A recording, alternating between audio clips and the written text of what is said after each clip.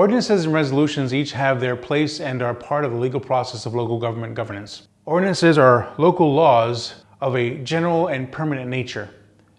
Every proposed ordinance must be introduced in writing and in the form required for final adoption. No ordinance has the force of law until it has had at least 2 readings on 2 separate days, with at least 6 days between each reading. Municipal ordinances must be codified, indexed, typewritten, or printed, maintained in a current form, reflect all amendments or repeals, and be available for public inspection at a reasonable time.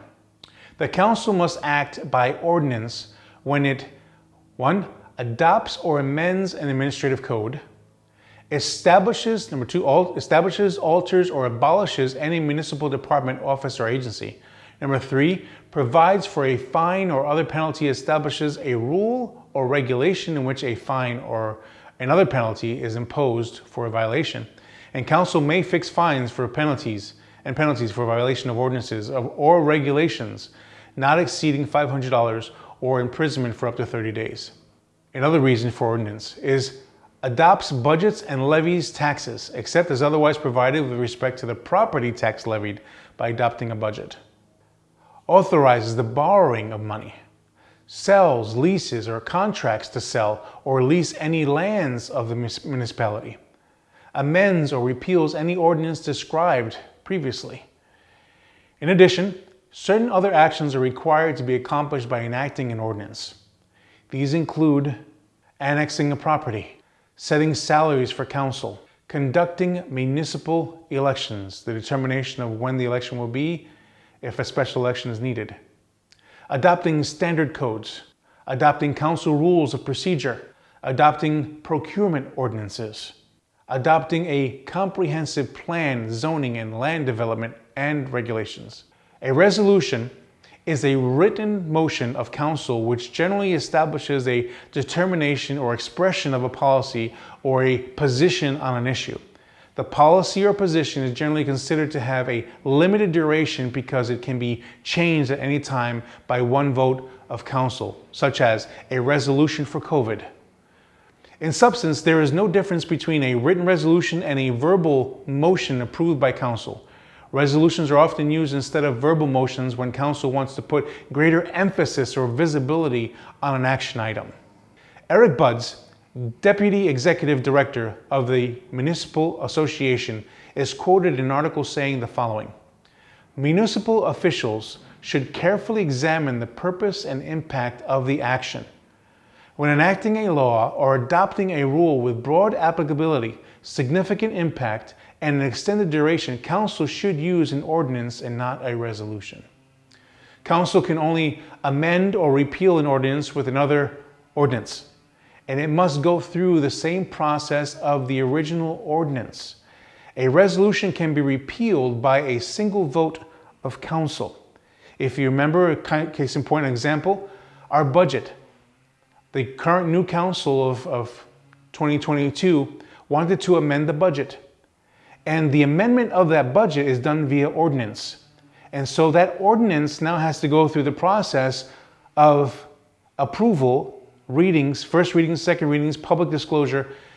And because it is a new budget, it has to go through the same process that the original budget went through.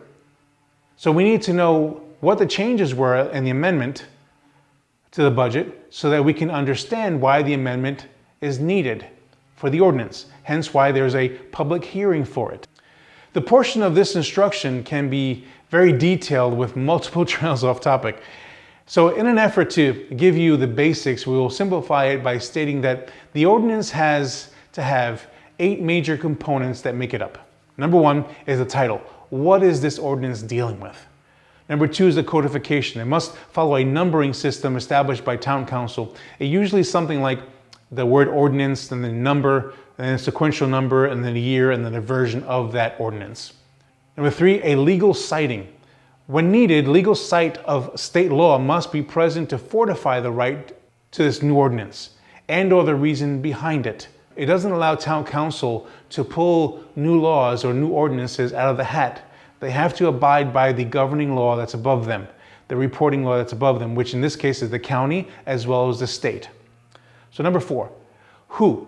Usually a statement like, whereas the town of Lyman, South Carolina, town council, an assembly enact, etc. Number 5, description or narrative, the what of the ordinance, the details of the ordinance, the meat and potatoes. Number 6 is the closing. This ordinance is placed in effect as law after the second reading of it in public meeting. Number 7, signature, usually mayor or mayor pro tem, witnessed by a clerk.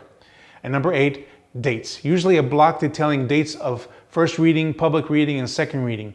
And these should coincide with the minutes, not the agenda, but the actual minutes that are approved for those dates. If not, then there has been a violation of the law. Oftentimes, the language used in these official documents can be confusing at the least, to not use the word totally mind-boggling, right? This is in no way an expansive instruction of the hermeneutics of local or legal documentation, but simply a help to comprehend the terminology being used in these documents that will control our lives. First and foremost, allow me to empower you to acknowledge the fact that you are fully capable of understanding the overarching point of the legal document, not the details necessarily, but the overarching goal. And there is no need to feel intimidated because you can do this.